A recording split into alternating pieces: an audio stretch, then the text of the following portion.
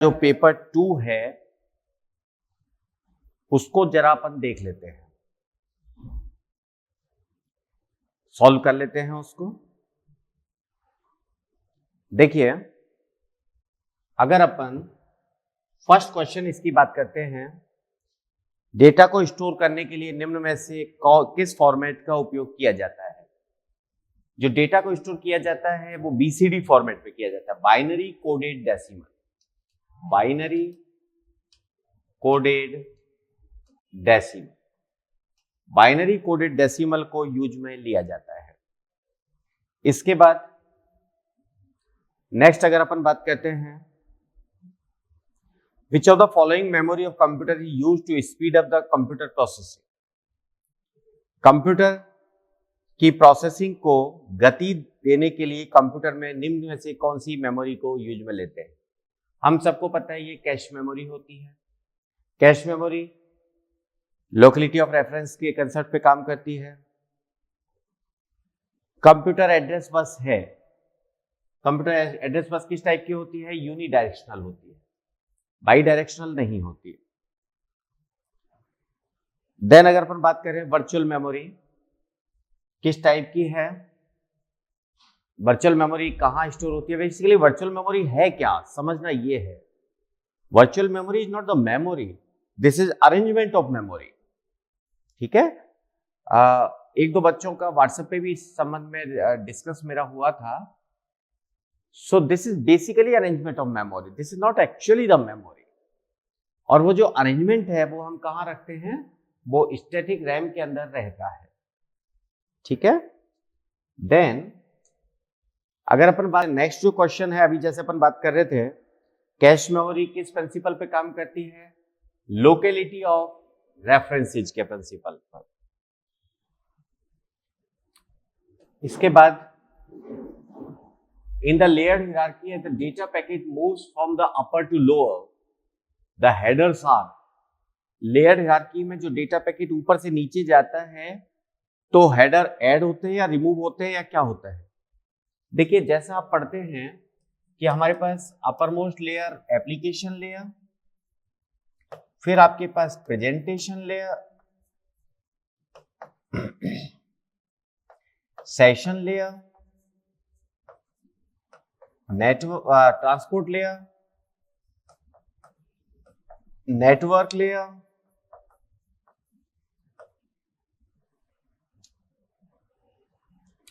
Data link layer and physical layer. और वास्तव में जो हमारा डेटा फिजिकल से दूसरी तरफ फिजिकल पे जाता है, किस फॉर्मेट के अंदर? बिट्स के अंदर। ऊपर से नीचे तक डेटा जाता है और साथ में कुछ बिट्स को अटैच करके जाता है, जिन्हें आप कहते हैं रिडंडेंसी बिट। और यहां पर जब एप्लीकेशन से ऊपर जाता है तो उस डेटा को वापस से हटाते हुए जाते हैं। मतलब जब आप ऊपर से नीचे जाते हैं तो डेटा पैकेट क्या होते हैं? सब ऐड होते हैं। यही पढ़ते हैं अपन। ओके, एक कंप्यूटर और एक कीबोर्ड के बीच में जो संचार होता है वो कैसा होता है? वो होता है सिंप्लेक्स। वो कैसा होता है? वो होता है सिंप्लेक्स। ठीक है, फिजिकल लेयर किससे संबंधित है? Physical layer bit by bit delivery से संबंधित है। जो एक्चुअल डेटा अभी हम बात कर रहे थे, फिजिकल लेयर से फिजिकल लेयर पर मूव करता है और बिट बाई बिट मूव करता है। नेक्स्ट क्वेश्चन जो आपका है, IPv4 का साइज क्या होता है? IPv4 का साइज होता है 32 बिट। और IPv6 का जो साइज होता है वो होता है 128 बिट्स। ठीक है, IPv4 का 32 बिट 4 बाइट और IPv4 का 128 बिट्स। देन नेक्स्ट क्वेश्चन की अगर बात करें, what is the subnetwork number of A host with an IP address of 172.16.66.0.21? कैसे निकालते हैं सब अपन? ये जो 21 है ये अपने को बता रहा है सबनेट मास्क क्या होगा, नेटवर्क में कितने आईडीज हैं, कितने बिट्स हैं। तो देखिए जो सबनेट मास्क निकल के आता है वो क्या है भैया, 255.255, क्योंकि 8 और 8 16 बिट तो ये हो गए, 16 के बाद में कितने 5 बिट्स हैं, तो 1 2 3 4 5 6 7 8 डॉट 0, ये है आपका।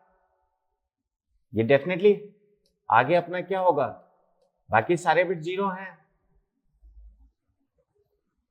ठीक है, बाकी सारे बिट्स आपके क्या हो गए, सब 0 हो गए। अब इसके साथ में इस जो आईपी एड्रेस है इसका बिटवाइज एंड करेंगे, यही तरीका है अपना सब नेटवर्क निकालने का।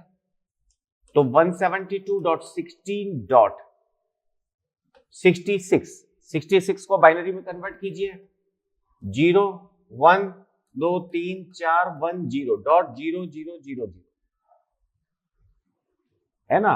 अब इसको जो बिटवाइज एंड करेंगे तो आपको पता है इन दोनों को बिटवाइज एंड करेंगे तो ये तो 172 ही आएगा, क्योंकि ये तो सारे 1 है, 172 में जहां जहां 1 होगा वो 1 आ जाएगा, ये आपका 16 ही आएगा। इसके अंदर बिटवाइज एंड करने पर 1 0 क्या हो गया, 0 1 1 1, और बाकी सारे आपके क्या हो जाएंगे 0। सो दिस विल बी 172.16.64.0, ये हो गया इसका सब नेटवर्क नंबर या सबनेट आईडी, ठीक है। सो आंसर विल बी ए। अगर किसी आईपी एड्रेस के पहले ऑक्टेट के पहले 3 बिट 110 है तो क्लास कौन सी होगी, देखिए पहला ऑक्टेट मतलब कि 1 2 3 और 4 बाइट होते हैं। जो पहला ऑक्टेट है 1 2 3 4 5 6 7 और 8, ये पहला ऑक्टेट की वैल्यू अगर 0 है तो ये तो कौन सी क्लास होती है, क्लास ए। 1 0 अगर है तो ये कौन सी क्लास हो गई, क्लास बी। और अगर 1 1 0 है तो क्लास कौन सी हो गई, class C. So answer will be class C here, ठीक है। पहले बाइट की वैल्यू 0 से 127 है तभी तो आप क्लास ए बोल रहे हैं ना उसको, फिर 128 से 191 है तो क्लास बी। इसी तरह तो अपन बात करते हैं, तो अगर 1 1 0 है तो ये क्या हो गया, क्लास सी हो गया। Then a data structure that organizes data similar to a line in the supermarket where the first one in line is the first one out। भाई जो पहले आ रहा है वो पहले जा रहा है, तो ये तो हमें पता है भाई क्यूड लिस्ट हो गई। बेसिकली आपने लिंक लिस्ट की बात की है तो ये क्यूड लिंक लिस्ट हो गई, ठीक बात है। चलिए नोड्स को होल्ड करने के लिए ग्राफ की बीएफएस में किस स्ट्रक्चर का उपयोग किया जाता है, डेफिनेटली हमें पता है क्यू को काम में लेते हैं।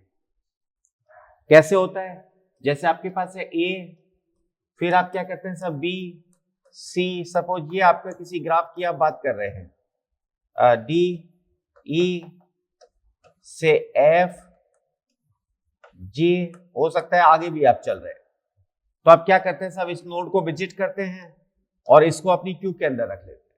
फिर आप इसकी जो एडजेसेंट नोड्स हैं इनको क्यू के अंदर रखते हैं, फिर एक एक की जो विजिटेड एक एक की जो एडजेसेंट नोड्स हैं,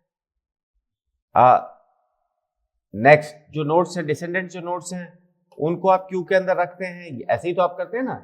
तो बेसिकली आप एक क्यू मेंटेन करते हैं, किस काम के लिए, बीएफएस सर्च के लिए। बीएफएस सर्च के लिए क्यू इस डेटा स्ट्रक्चर को यूज में लिया जाता है। सेम उसी तरीके से अगर हम कहें कि डेटा स्ट्रक्चर जिसमें कि दोनों एंड पर डिलीशन की परमिशन दी जाती है लेकिन केवल एक नोड पर इंसर्ट करता है, तो हमारा यहां पर क्या होगा, input restricted deque, input restricted deque, ठीक है, क्योंकि इनपुट आपका एक ही एंड पर किया जा रहा है। कौन सा ट्रावर्सल है जिसमें कि हम पहले डिसेंडेंट्स की बात करते हैं,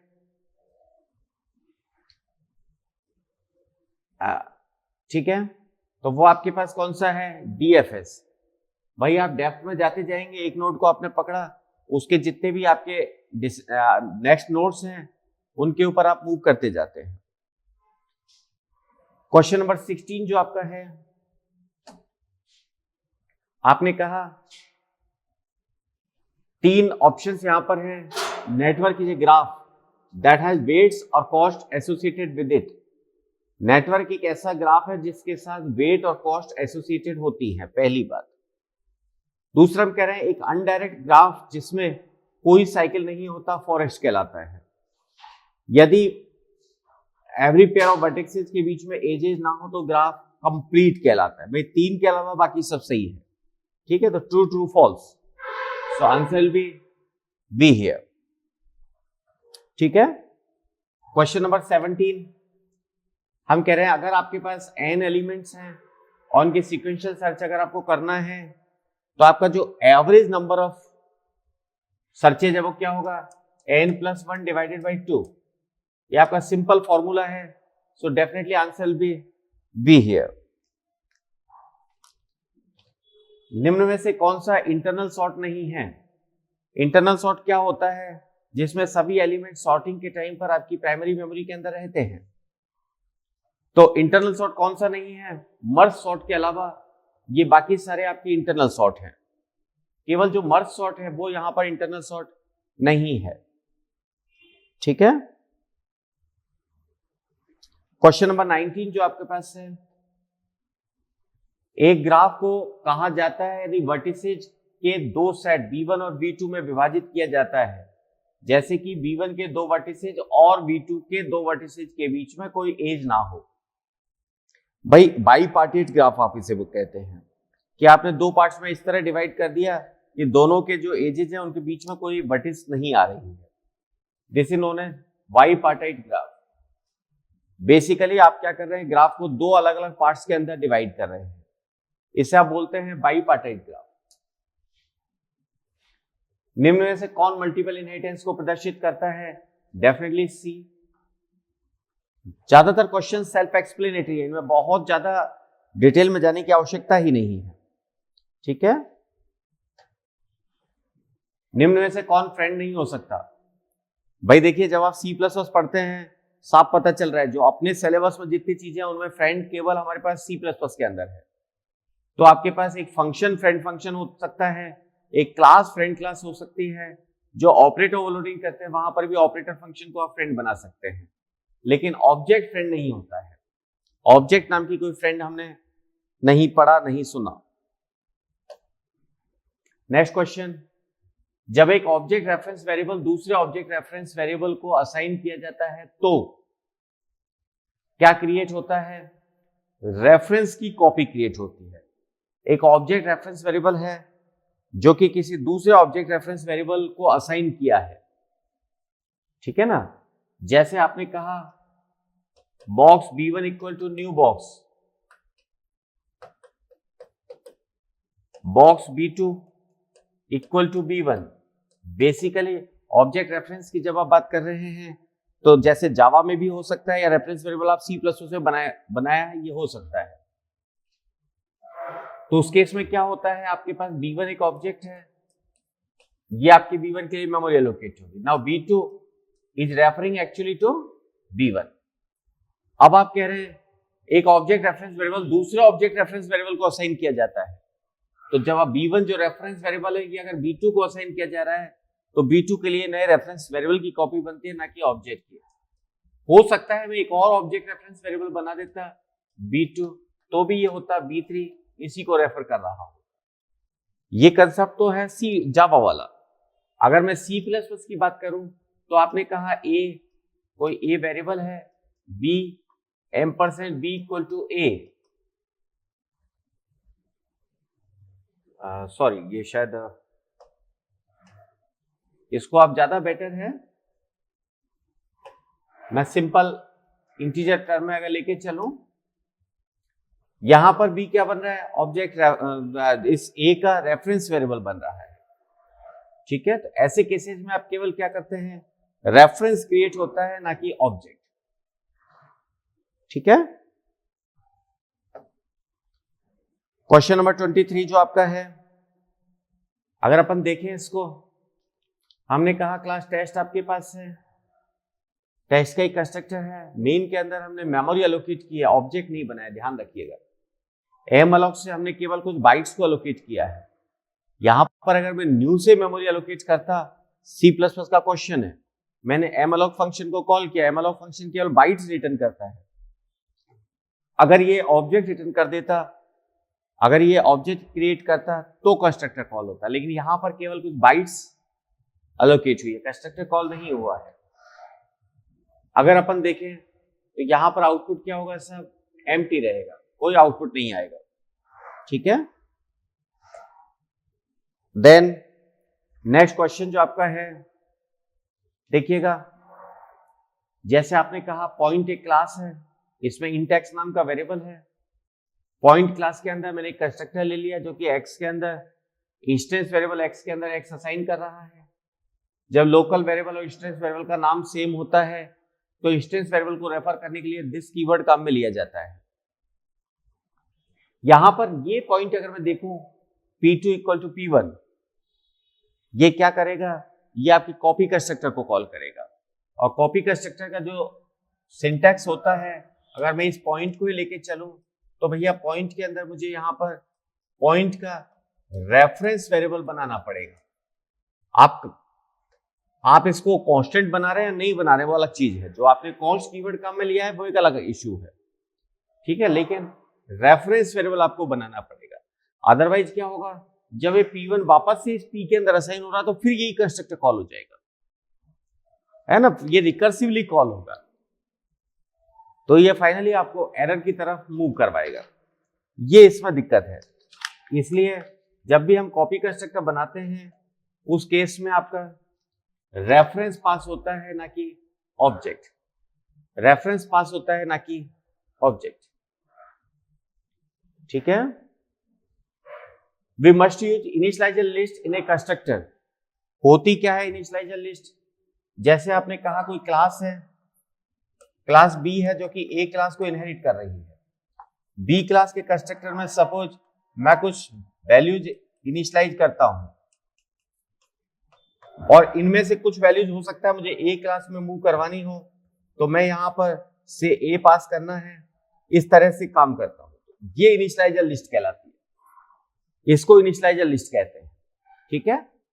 तो इनिशियलाइजर लिस्ट का उपयोग कब करना चाहिए, जब there is a reference variable in the class, yes, ठीक है। there is a constant variable in the class, इससे कोई फर्क नहीं पड़ता। there is an object of another class and the other class doesn't have default constructor। अगर मैं ये नहीं करता, सुपर क्लास में नो आर्ग्यूमेंट या डिफॉल्ट कंस्ट्रक्टर नहीं होता तो I will get error, okay. तो सभी केसेस के अंदर हम यहाँ पर इनिशियलाइजर लिस्ट अपने को काम में लेनी होती है, राइट। इसके बाद अगला जो केस आपके पास है, ये थोड़ा कट गया है क्वेश्चन नीचे से, मैं यहां से इस फन को वापस से यहां लिख देता हूं। से फन को आपने एक बार ऑल कॉल कर लिया, इसके बाद आपने इसमें डिस्प्ले किया आफ्टर फन मेथड,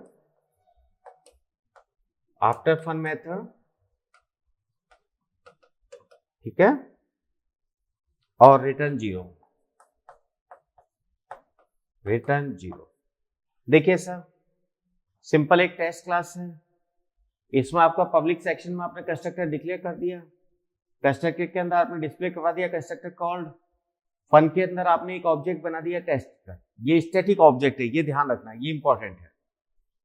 तो जब इसे मैं कॉल करूंगा तो सबसे पहले आउटपुट क्या हो जाएगा, बिफोर फन कॉल्ड, है ना, ये तो आपका आउटपुट आ ही गया। फिर आपने फन को कॉल किया तो यहां गया, टेस्ट का ऑब्जेक्ट बना तो फिर कंस्ट्रक्टर कॉल्ड आउटपुट में आ गया, कंस्ट्रक्टर कॉल्ड आउटपुट में आ गया। अब आपने फिर फन को कॉल किया तो अब कंस्ट्रक्टर कॉल्ड नहीं आएगा, क्यों, क्योंकि ऑब्जेक्ट स्टैटिक है, तो स्टैटिक के लिए तो एक बार मेमोरी एलोकेट होती है, right. And after fun method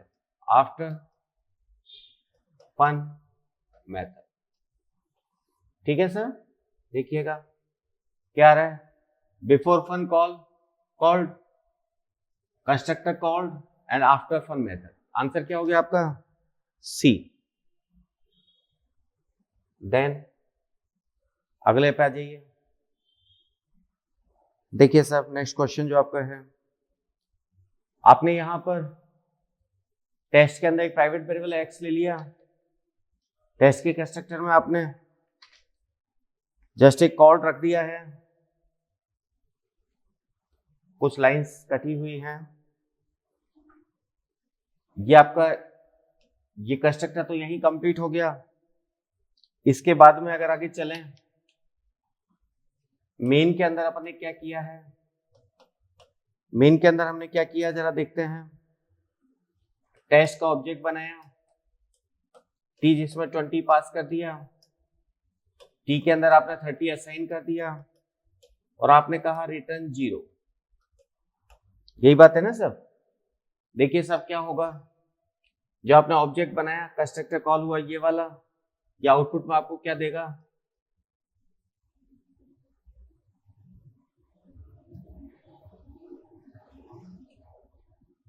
या आउटपुट में आपको क्या देगा, कॉल्ड। इसके बाद आपने कहा t इक्वल टू 30। अब ये क्या है, टाइप कन्वर्जन। आपके ऑपरेटर ओवरलोडिंग के दो काम होते हैं, एक तो ऑपरेटर को ओवरलोड करना और एक type conversion. Type conversion basic से ऑब्जेक्ट या ऑब्जेक्ट से बेसिक। तो यहां पर क्या हुआ, आपने बेसिक से ऑब्जेक्ट में कन्वर्ट किया, तो बेसिक से जब ऑब्जेक्ट में कन्वर्ट करते हैं तो प्रिमिटिव टाइप वाला कंस्ट्रक्टर कॉल हो जाता है। तो इस केस में ये वाला कंस्ट्रक्टर कॉल होगा and your output will be again called. तो जो आउटपुट आपका होगा वो क्या होगा, कॉल्ड। ठीक है। क्वेश्चन नंबर 28, भाई कंस्ट्रक्टर का रिटर्न टाइप क्या होता है, कंस्ट्रक्टर का रिटर्न क्या टाइप क्या होता है, कुछ नहीं। ओके भाई, आपने कहा कि टेम्पलेट फंक्शन जो है उसका सिंटैक्स क्या होगा, टेम्पलेट का सिंटैक्स क्या होगा,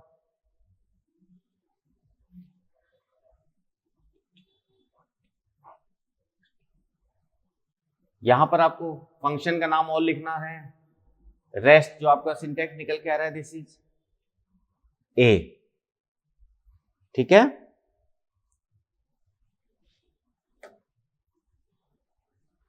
सेल में डेटा दर्ज करने के लिए न्यूमेरिक केस विधि का उपयोग नहीं किया जाता है। देखिए आप एरो की से उस सेल तक जाते हैं, टैब की से जाते हैं, वो फॉर्मूला बार पे क्लिक करके जाते हैं, लेकिन एस्केप की से आप डेटा एंटर नहीं करते हैं। क्वेश्चन नंबर 31, आप सेल एक्टिवेट कर सकते हैं।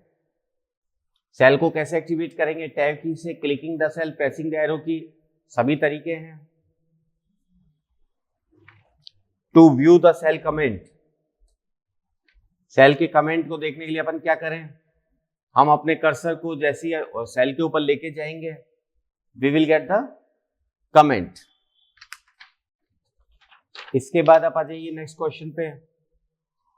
जब कोई फॉर्मूला कॉपी करते हैं तो क्या होता है, जब कोई फॉर्मूला हम कॉपी करते हैं तो जैसे ही हम कॉपी करते हैं तो सेल रेफरेंसेस को चेंज कर देता है, सेल रेफरेंसेस को अकॉर्डिंगली रिलेटिवली मूव करता है ना। Answer will be B. Again next question, आपने कहा 200.50 f, इसका साइज ऑफ, देखिए अगर ये f नहीं होता पहली बात तो साइज ऑफ क्या रिटर्न करता, क्योंकि कोई भी फ्लोटिंग पॉइंट लिटरल किसी भी लैंग्वेज के अंदर फ्लोट नहीं डबल होता है, तो ये 8 रिटर्न करता है। लेकिन जब f लगा दिया तो एक्सप्लिसिटली हमने फ्लोट बता दिया है, तो ये साइज विल बी 4 हियर। ठीक है दोस्तों, आइए निम्न में से कौन सा सी भाषा में वैध वेरिएबल नहीं है। साफ पता चल रहा है ये वाला वैध नहीं है क्योंकि बीच में स्पेस आ रहा है, स्पेस इज नॉट देयर। सी भाषा को कब बनाया गया, 1972। ये क्वेश्चंस आपके तब हैं जबकि बहुत ज्यादा आसान पेपर आ जाए, जिसकी उम्मीदें कम है। लेकिन बहुत ज्यादा आसान पेपर आ जाए तो हम इस तरीके के क्वेश्चंस की बात करेंगे। इस सी कोड का आउटपुट क्या होगा? देखिए बैकस्लैश आर क्या करता है, कैरीज रिटर्न, और बैकस्लैश एन क्या करता है, नेक्स्ट लाइन। तो इसका जो आउटपुट आएगा वो आपका क्या होगा, लॉजिक पेस एंड क्लास, जैसे यहां पर है। ठीक है, हमारे इसमें ये टाइपिंग मिस्टेक है, ये this should be on next line, है ना। अगर ये नेक्स्ट लाइन में आता है तो ये आंसर है, अदरवाइज जो आंसर होना चाहिए वो ये होना चाहिए। ओके, देखिए जैसे कहा गया कि फ्लोट a इक्वल टू 0.7, अगर 0.7 इज ग्रेटर देन a, अगर ये a से बड़ा है, a क्या है, फ्लोट है, 0.7 अगर मैंने लिखा तो इसका डेटा टाइप क्या है, डबल है।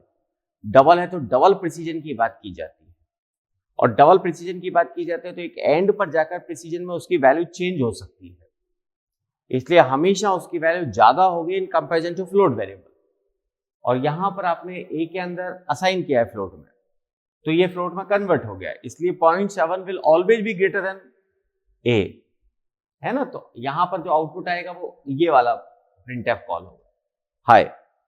ठीक है, नेक्स्ट जो क्वेश्चन आपके पास है,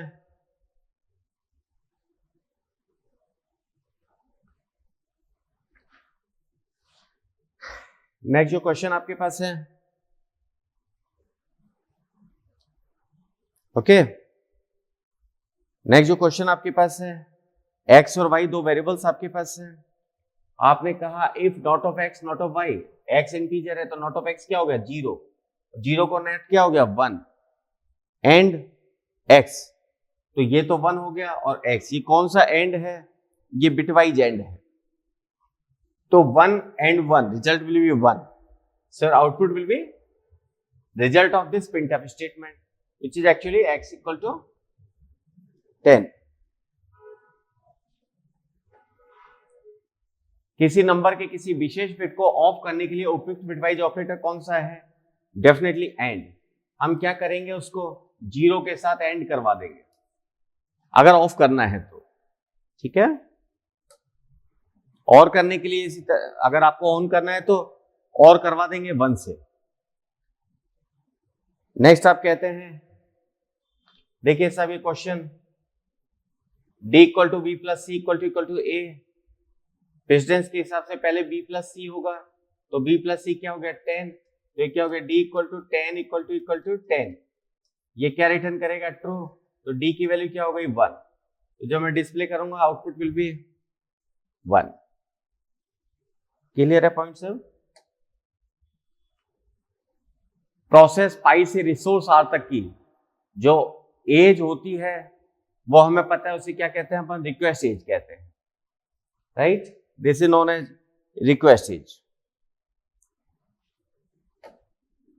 एक क्वेश्चन आपने पहले भी देखा होगा, एक सिस्टम में 4 संसाधन साझा करने वाली 3 प्रोसेस होती है, यदि प्रत्येक प्रोसेस को अधिकतम 2 यूनिट्स की आवश्यकता होती है तो डेडलॉक कैन नेवर अकर, क्योंकि यहां पर आपने डेडलॉक की कंडीशंस देखी होंगी। आपने डेडलॉक के लिए कहा कि भाई एक तो सर्कुलर वेट होना चाहिए, म्यूचुअल एक्सक्लूजन होना चाहिए, वो तमाम चीजें, नॉन प्रीएम्पशन होना चाहिए, वो तमाम कंडीशन अगर आपकी आ रही है तभी हम उसको कहते हैं कि ये डेडलॉक अकर हो सकता है, वरना डेडलॉक अकर नहीं होगा। ओके, आप कह रहे हैं कि मेमोरी में फ्री ब्लॉक 20, 35, 15, 10, 80, 30 है, और अगर 12, 8, 15 के क्रम में रिक्वेस्ट आते हैं तो शेष होल्स क्या होंगे। देखिए कौन सी आप एप्लीकेशन ले रहे हैं, कौन सा एल्गोरिथम ले रहे हैं, बेस्ट फिट अलोकेशन। आप अलोकेशन कौन सा ले रहे हैं, बेस्ट फिट। तो आप जरा देखिए क्या है आपका, 20 है, 35, 15, 10, 80 और 30, और आपका सीक्वेंस क्या आ रहा है, पहले आपका 12 आ रहा है, फिर 8 आ रहा है, फिर 15 आ रहा है, यही ना।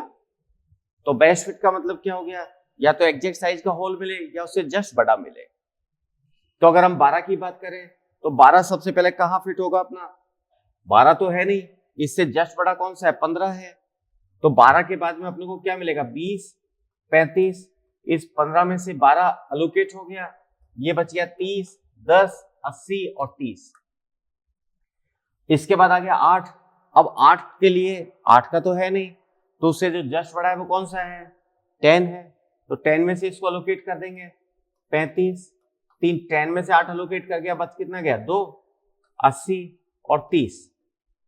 अब आपका आ गया 15 में इसको अलोकेट करना है, बेस्ट फिट 15 वाला तो अपने के पास है नहीं, तो क्या करेंगे 15 से जो जस्ट बड़ा है, जैसे यहाँ पर 20 है तो 5, 35, 3, 2, 80 और 30, ये होल अपना बच जाएगा, ये होल अपना बच जाएगा। ये कौन से उसमें आ रहा है अपना, डी वाले में। 100% क्लियर, ठीक है। किसी भी सेगमेंट में, सेगमेंटेशन के अंदर जो हर एड्रेस है उसको हम किससे रिप्रेजेंट करते हैं, सेगमेंट नंबर एंड ऑफसेट से, सेगमेंट नंबर एंड ऑफसेट से, सेगमेंट नंबर एंड ऑफसेट से, ठीक है। 46, निम्न में से कौन सीक्वेंशियल फाइल एक्सेस विधि की व्याख्या करता है, कौन सीक्वेंशियल फाइल एक्सेस की व्याख्या करता है। बेसिकली सीक्वेंशियल फाइल में क्या होता है, byte by byte sequentially read किया जाता है ना। हमको रिकॉर्ड बाय रिकॉर्ड मिलता है क्योंकि हमारा जो सिस्टम है उसको रिकॉर्ड में कन्वर्ट कर देता है, लेकिन रीड जो किया जाता है वो तो बाइट बाय बाइट किया जाता है, राइट सर। 47 की बात करें, हमने कहा suppose a disk contains cylinders from 0 to 199,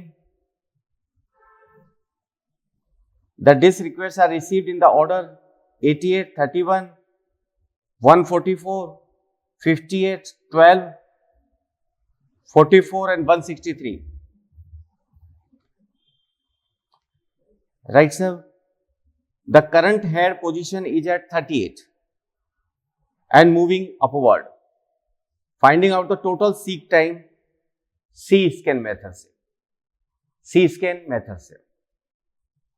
जरा इस केस को एक बार देखिए आप भाई, हमने कहा कि टोटल जो आपके सिलेंडर है वो 0 से 199 है और अभी हम किस जगह पर है, 38 के ऊपर है, तो अब हम ऊपर की तरफ चलेंगे, ठीक है ना। तो हमारा जो मूवमेंट है वो कहां से होगा, 38 से 199 तक मूवमेंट होगा, 199 तक मूवमेंट होगा, तो टोटल जो सीक टाइम होगा वो कितना होगा, 199 माइनस 38 प्लस। अब हमने क्या किया, हम वापस से 0 पर आ गए, तो 199 का एक आपको एक्स्ट्रा एक्सेस मिल गया। इसके बाद आपको क्या मिला, फिर आप जो मूव करेंगे वो 31 आपके पास एक्स्ट्रा मूव आपको करना पड़ेगा।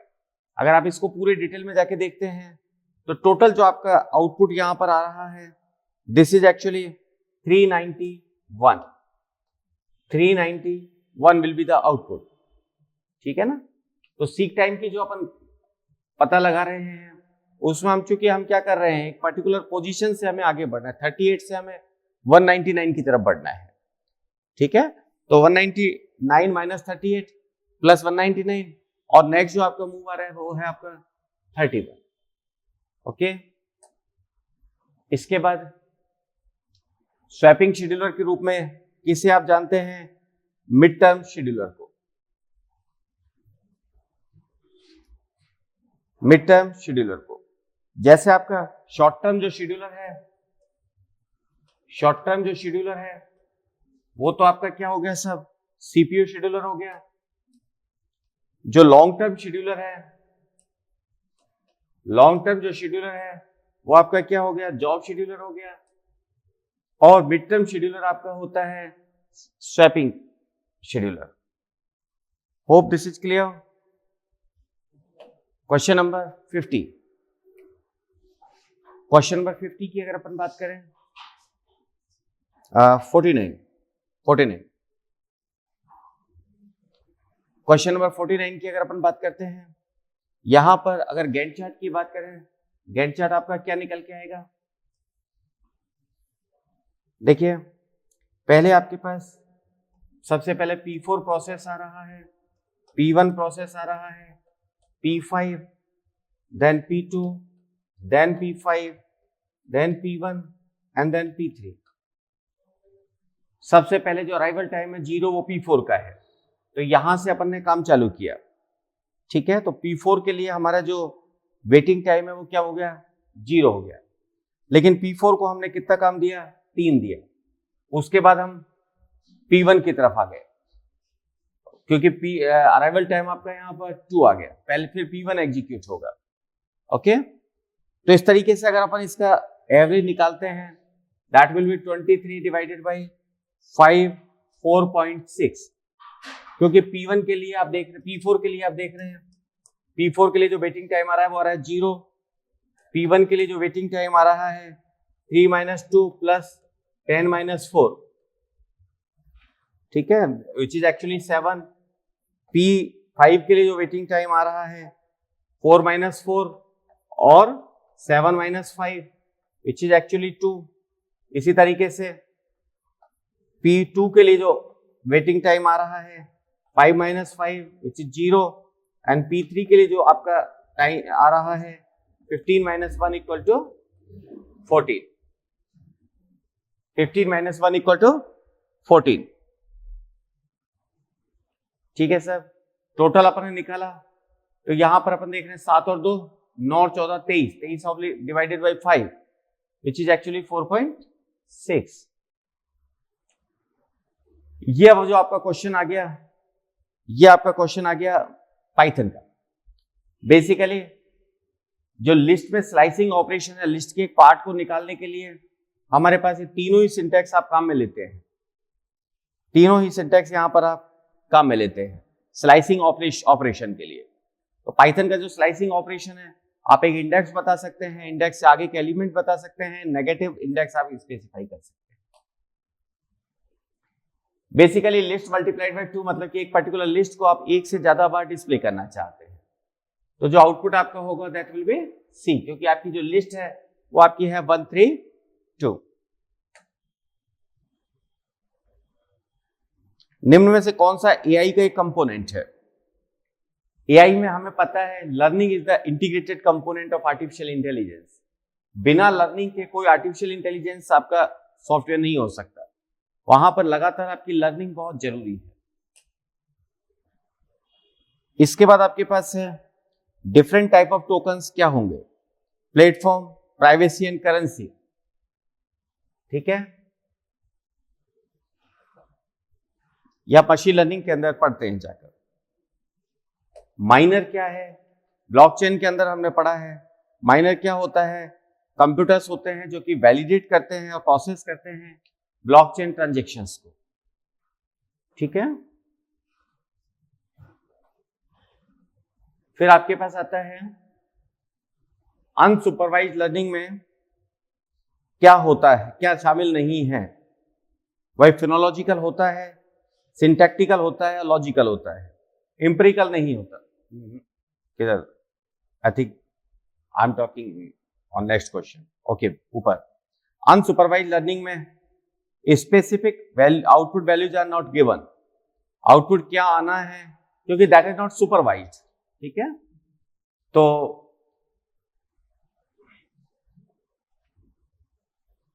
Answer will be B here, answer will be B here, unsupervised learning के अंदर। नेक्स्ट जो क्वेश्चन आपका आ रहा है, language, in language understanding the level of knowledge that doesn't include, level of knowledge basically phonological भी होता है, सिंटैक्टिकल भी होता है, लॉजिकल भी होता है, लेकिन एम्पिरिकल नहीं होता, एम्पिरिकल नहीं होता,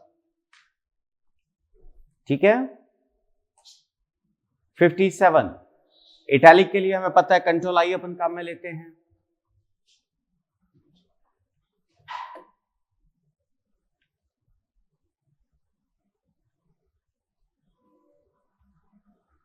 पावर पॉइंट व्यू प्रेजेंटेशन के प्रत्येक स्लाइड को थंबनेल के रूप में प्रदर्शित किया जाता है, किसके द्वारा, स्लाइड, और स्लाइड्स को पुनर्व्यवस्थित करने के लिए उपयोग में आता है स्लाइड शॉर्टर, ठीक है सर, स्लाइड शॉर्टर।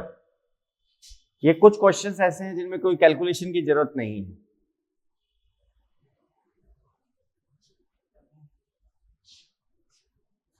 इसके बाद कौन सा शब्द फॉन्ट से संबंधित नहीं है? हमें पता है font grammar is not related to font. Font colour भी होता है, फॉन्ट साइज भी होता है, फॉन्ट फेस भी होता है।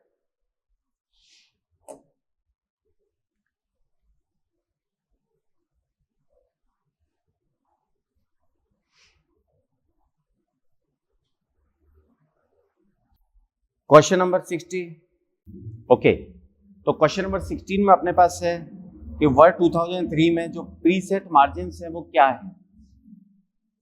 इसका आंसर शायद अपनी की में भी गलत था, क्योंकि जो लेफ्ट राइट मार्जिन है वो डिफॉल्ट 1.25 होता है और जो टॉप बॉटम मार्जिन है वो 1 इंच रहता है। तो answer will be C here. ठीक है, तो कंफ्यूज ना होइएगा। नेक्स्ट क्वेश्चन आपके पास है कि भाई जो आपके पास सबसे छोटा और सबसे बड़ा जो फॉन्ट का साइज है किसके अंदर, टूल बार के अंदर, वो क्या है? वो आपका होता है 8 और 72, 8 एंड 72। देन आते हैं, ये बहुत ही आसान क्वेश्चन है, बच्चे कंफ्यूज हो जाते हैं कि एमएस वर्ड डॉक्यूमेंट टेबल में रोज एंड कॉलम्स की न्यूनतम संख्या कितनी है? 1 by 1 है ना। कंफ्यूज हो जाते हैं ऐसे क्वेश्चंस देखकर। बेसिकली जो क्वेश्चन रीज अपनी होती है उससे अपने को किस तरीके का डेटा मिलता है? क्वांटिटेटिव डेटा, बहुत ज्यादा डेटा। मतलब क्वांटिटीज में तो बहुत ज्यादा है, लेकिन क्वालिटी में उसको आपको निकालना पड़ेगा, उसका वैल्यू आपको निकालनी पड़ेगी। देन आपके पास आता है इंफॉर्मेशन सिस्टम को डिजाइन करने का मेन उद्देश्य क्या होता है। देखिए, इंफॉर्मेशन सिस्टम को डिजाइन करने की जो सबसे बड़ा रिक्वायरमेंट होता है वो क्या है कि आप अपने ऑर्गेनाइजेशन को एफिशिएंटली मैनेज कर सके। तो ऑपरेशनल, टेक्निकल और स्ट्रेटेजिक जो इंफॉर्मेशन है उनको मैनेज करना है आपको। ठीक है, तो basically seal with the answer. SRS, system requirement specification. कहीं कहीं पर आपको सॉफ्टवेयर रिक्वायरमेंट स्पेसिफिकेशन मिल सकता है, बट यहां पर अगर देखें तो बेस्ट आंसर विल बी ए। ठीक है, देन आप आते हैं, डीएफडी कौन बनाता है? सिस्टम एनालिस्ट, अपने को पता है। This is job of system analyst basically. Goals का क्वांटिफिकेशन आवश्यक है। गोल्स का क्वांटिफिकेशन आवश्यक है, क्यों? When goals are quantified, it is possible to verify unambiguously whether they have been filled. क्योंकि गोल्स का अगर क्वांटिफिकेशन नहीं करेंगे तो बाद में हम कैसे चेक करेंगे कि भाई हमारे गोल फुलफिल हुए हैं या नहीं हुए हैं? B is the best answer out of these question, out of these options. ठीक है, देन 68 पे आते हैं, कंप्यूटर बेस्ड इंफॉर्मेशन सिस्टम जो होता है। ठीक है, बेसिकली कुछ एक टास्क है जो कि मैनुअली करने पड़ सकते हैं, राइट। कंप्यूटर बेस्ड जो आपके इंफॉर्मेशन सिस्टम है उनमें कुछ टास्क ऐसे हो सकते हैं जो कि मैनुअली करने पड़े। टेबल का जो स्कीमा है बेसिकली क्या है? Meta data. बेसिकली क्या है? Meta data. Question number 70, database system के एक चरण में जहां डेटाबेस फाइल्स के लिए internal storage structure, access path और फाइल ऑर्गेनाइजेशन स्पेसिफाई किए जाते हैं, उस चरण को क्या कहते हैं? उसको फिजिकल डिजाइन कहते हैं।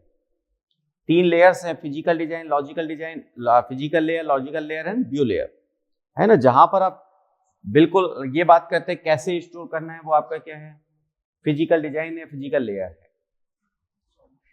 टेबल की एक विशेषता जो किसी अन्य टेबल की प्राइमरी की से मेल खाती है, फॉरेन की, है ना, डायरेक्ट डेफिनेशन है।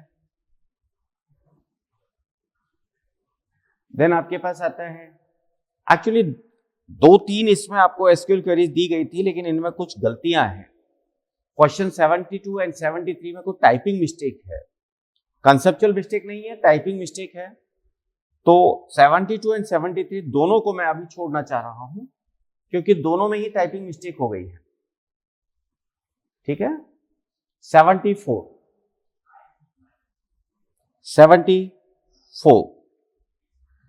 देखिए, अब यहां पर 74 में क्वेश्चन आपका क्या कह रहा है, रिलेशन एनरोल्ड।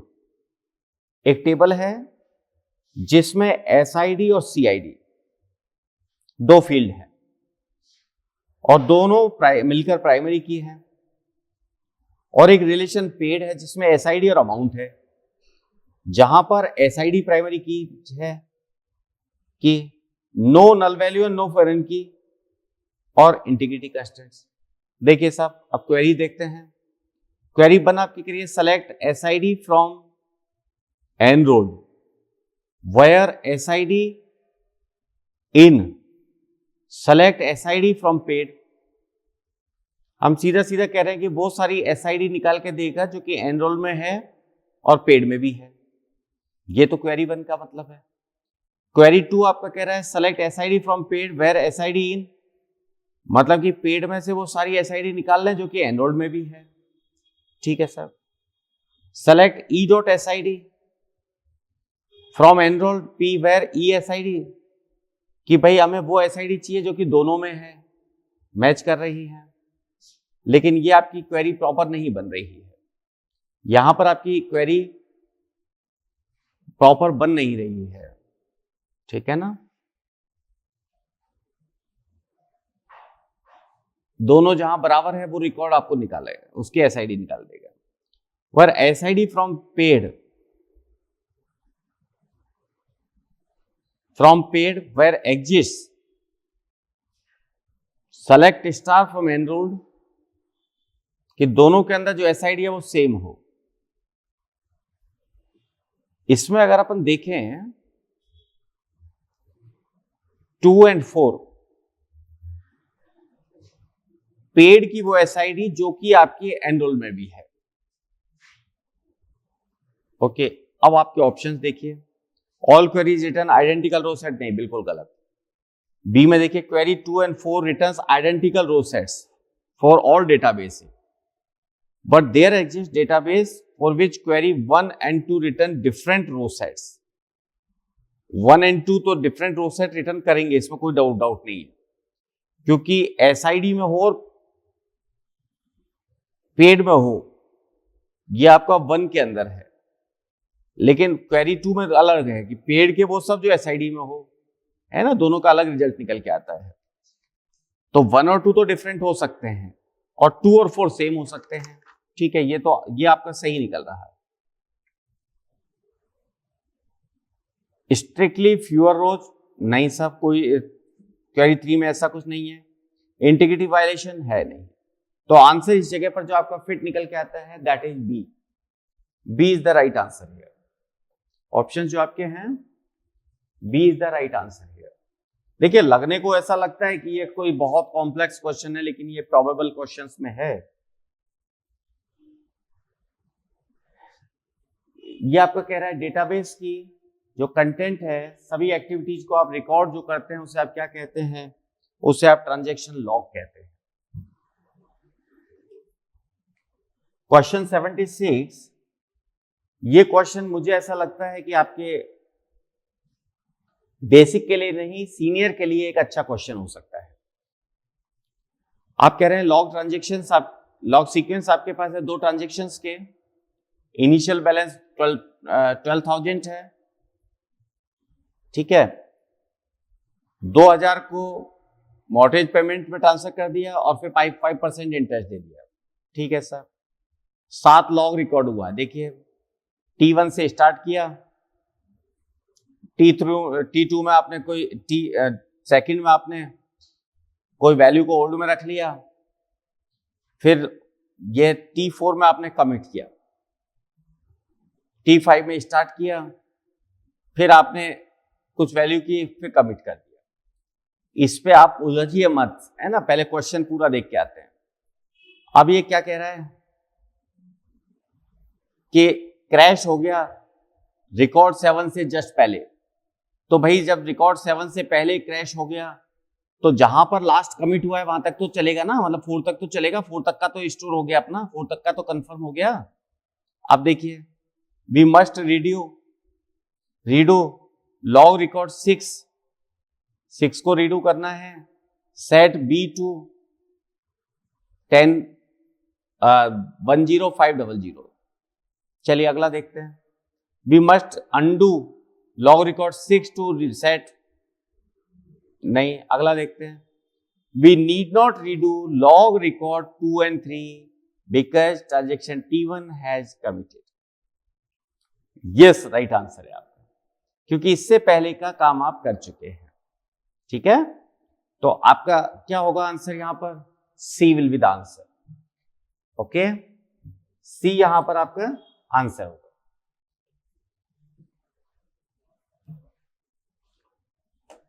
चलिए सर, बैकग्राउंड कलर के लिए हमें पता है बॉडी बीजी कलर अपन काम में लेते हैं HTML के अंदर। बैकग्राउंड कलर के लिए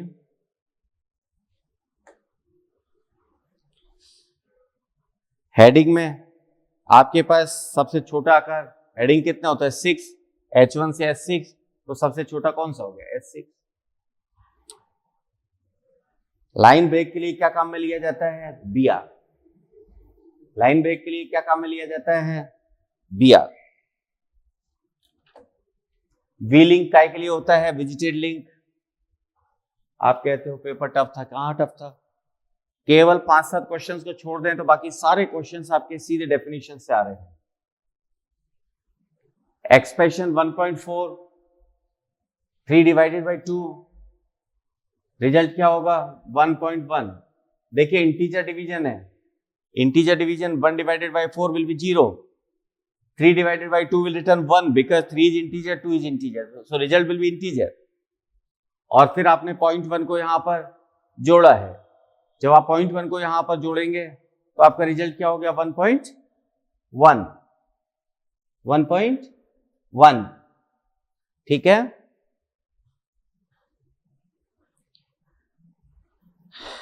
एटी टू क्वेश्चन। देखिए सर, आप कह रहे हैं लॉन्ग टाइप का जो वेरिएबल है, अब देखिए यहां पर मैंने आपको बताया था बेसिकली जावा का क्वेश्चन है। जब आप x लेफ्ट शिफ्टेड बाई 65 आप कह रहे हैं, तो एक्चुअली जो शिफ्टिंग होगी लॉन्ग, चूंकि किस टाइप का है? लॉन्ग किस टाइप का है? लॉन्ग आपका सॉरी y किस टाइप का है? लॉन्ग टाइप का है। अगर x भी लॉन्ग है,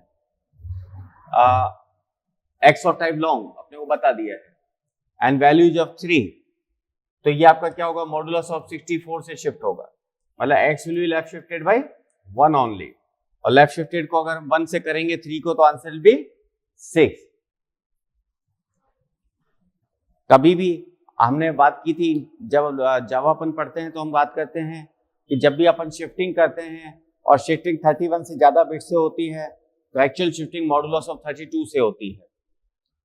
इंटीजर के केस में मॉडुलस ऑफ 32 से, और लॉन्ग के केस में मॉडुलस ऑफ 64 से।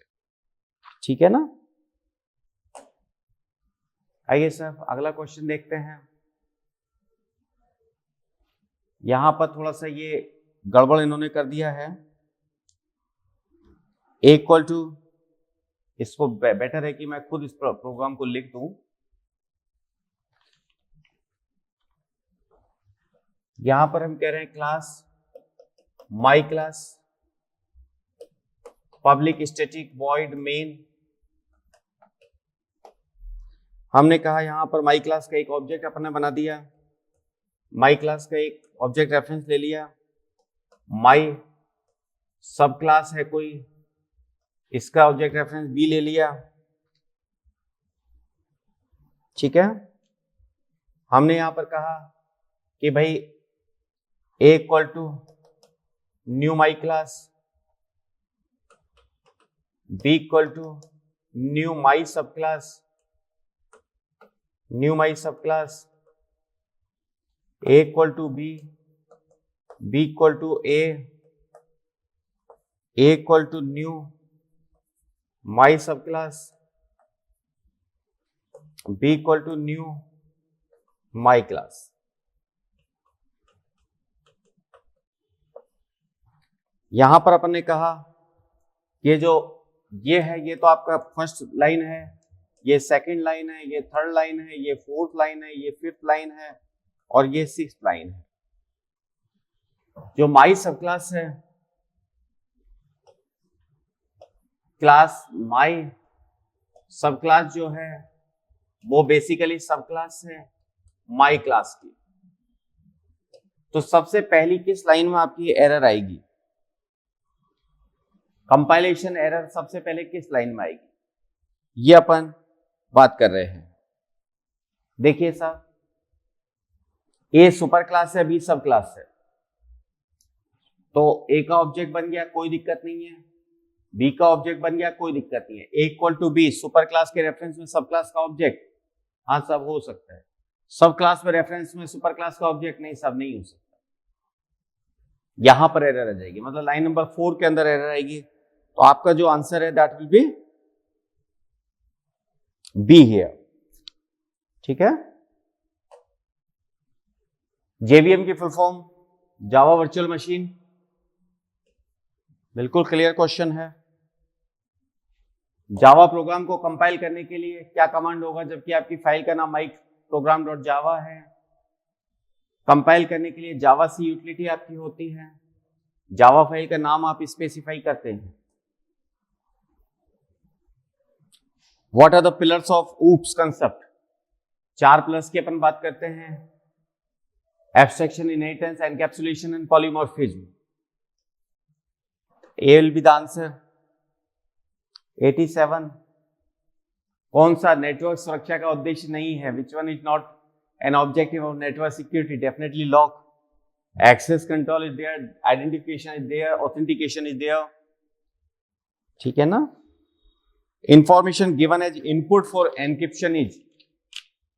नेक्स्ट क्वेश्चन जो आपका है, जो एनक्रिप्शन के लिए जो इनपुट अपन दे रहे हैं वो क्या होगा? वो तो प्लेन टेक्स्ट होगा, वो तो प्लेन टेक्स्ट होगा।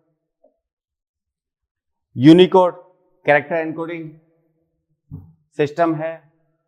कितने कैरेक्टर होते हैं यूनिकोड के अंदर? 65,536, जीरो से लेकर 65,535 तक। जीरो को जोड़ लेते हैं तो 65,536 कैरेक्टर का सपोर्ट है इस एनकोडिंग स्कीम के अंदर। आप कह रहे हैं निम्न में से कौन सा उपकरण नेटवर्क में साझा नहीं किया जा सकता? डेफिनेटली माउस को नहीं किया जा सकता। माउस को हम शेयर नहीं कर सकते। इसके बाद आपके पास है सेकेंडरी स्टोरेज डिवाइस का मुख्य उद्देश्य क्या है? टू स्टोर डेटा, है ना। स्पीड एनक्रोच करता नहीं, ऑपरेटिंग सिस्टम इंस्टॉल करने में इसका कोई ज्यादा लेना देना है नहीं, इंस्टॉल करने में, है ना, नेटवर्किंग में कोई लेना देना नहीं है। Definitely to store data. Convert binary to decimal. Binary number है उसको डेसिमल में आपको कन्वर्ट करना है। बाइनरी नंबर आपका क्या कर रहा है? 11001001। Basically this is 2। इसकी वैल्यू आपको निकालनी है। ये आपका गुणा हो जाएगा 2 की घात 0 से 1 2, ये गुणा हो जाएगा 2 की घात 0 1 2 3, 2 की घात 3 से 4 5 6, 2 की घात 6 से और 2 की घात 7 से, तो 2 की घात 7। 2 की घात 7 का मतलब क्या हो गया? 128। ठीक है ना। तो 128 प्लस 64 प्लस 8 प्लस 1, यही आ गया। तो क्या आंसर आ गया? 201। Answer will B 201 here. 93 दशमलव मान जो आपका है उसकी बाइनरी वैल्यू आपको निकालनी है। बाइनरी वैल्यू आपको निकालनी है। देखिए सर, बीसीडी वैल्यू आपको निकालनी है। देखिए सर, आपने कहा आपके पास है 53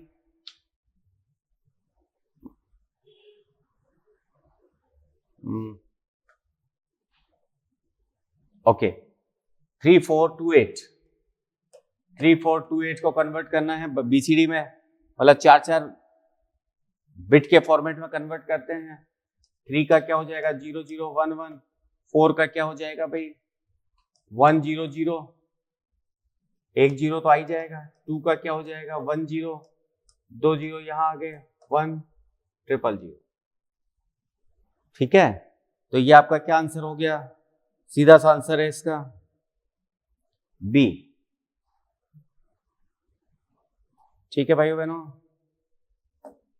चलिए अब आपको एक डेसिमल नंबर दिया, उसको बेस में कन्वर्ट करना है 16 बेस के अंदर। देखिए कर देते हैं 5238, 16 का भाग दिया, 16 का भाग गया 327 टाइम्स और ये आ गया 6। फिर 16 का भाग दिया 20 बार गया 7, फिर 16 का भाग दिया एक बार गया 4। ठीक है, फिर 16 का भाग दिया 0 बार गया 1। 1476 will be the answer, 1476 will be the answer.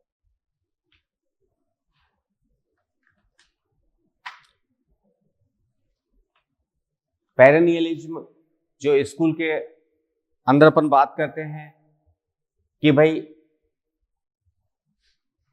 पेरेनियलिज्म का मतलब है कि भाई बच्चों के अंदर वो भावना क्रिएट हो जो कि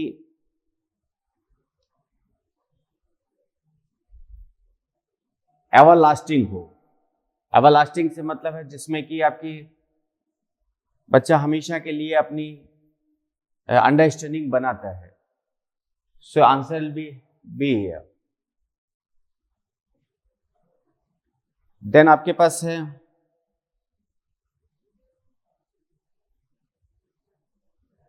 प्रोग्रेसिव प्रगतिवाद जो है वो बेसिकली ये मानता है कि भाई जो एजुकेशन है वो किससे आती है, वो चाइल्ड के एक्सपीरियंस से आती है।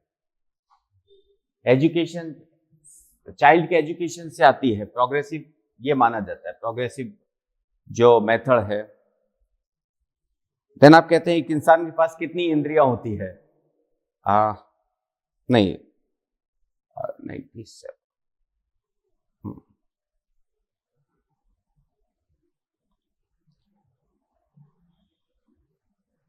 प्रोग्रेसिव का मतलब है कि भाई बच्चे किससे सीखते हैं, कम्युनिटी में सीखते हैं। वो एक ही क्वेश्चन को थोड़ा सा और ज्यादा घुमा के, बेसिकली यहां पर प्रगतिवाद की बात की गई थी, बच्चे कम्युनिटी में एक्सपीरियंस से सीखते हैं।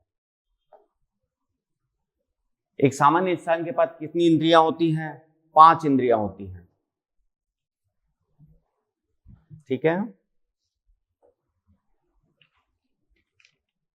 फिलॉसफी ऑफ प्रैग्मेटिज्म बेसिकली क्या सिखाना चाहिए आपके बच्चों को कि वो एक अच्छे सिटीजन बने, वो एक अच्छे सिटीजन बने, एक अच्छा नागरिक बने। लास्ट क्वेश्चन जो आपके पास है कि निम्न में से कौन सा इंद्रियां नहीं है? वही vision, touch, smell, all these are basically senses, but thought is not a sense. Okay, तो ये आपका थर्ड मॉडल टेस्ट था का पेपर 2 था।